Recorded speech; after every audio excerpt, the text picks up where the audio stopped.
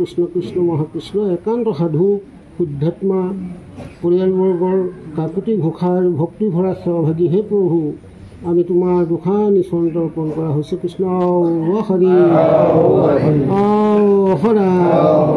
হে নৰপী নাৰায়ণসকল আপোনাৰ সব মহাজন আপোনাৰ সব মহাভাগৱত প্ৰভুৱে ভাল পোৱা গোপী সদৃ খাই মাতৃ হওক আপোনাৰ সব কণিত ভকত ৰূপে ভগৱন্ত অৱতাৰ আপোনাৰ সবক আমন্ত্ৰণ কৰি আনি আপোনাৰ সবৰ মুখপদ্ময় বৈকুণ্ঠৰ মহানামশাৰী কীৰ্তন কৰোৱাৰ শেষান্তত এই সাধু পৰিয়ালবৰ্গৰ শুদ্ধাত্মাসকলে কাকুতি ঘোষাৰে সৈতে আপোনাৰ সবৰ চৰণৰ যোগেদি প্ৰভুৰ চৰণলৈ সেৱা ধৰিছোঁ প্ৰভু অন্তৰ্যামী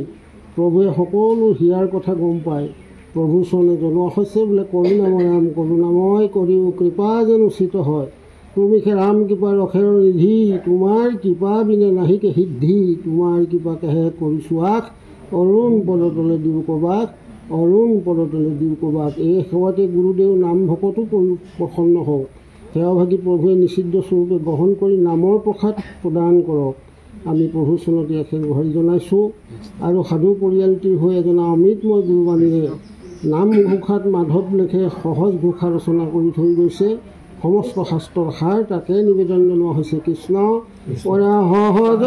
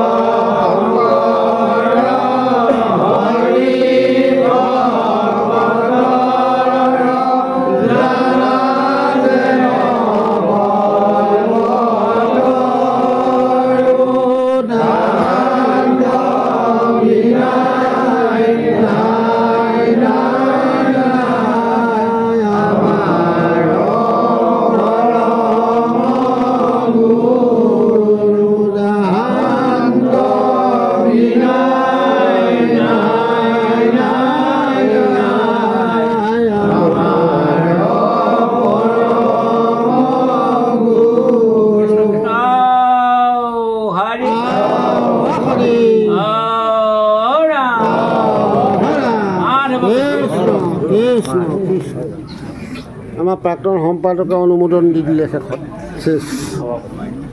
প্ৰাক্তন সভাপতি ন সম্পাদকে চাই আছে আমাৰ পোৱালি ভকত আমাৰ দেখিছে নাই তেওঁ জিলিকি আছে এইফালে মুখখন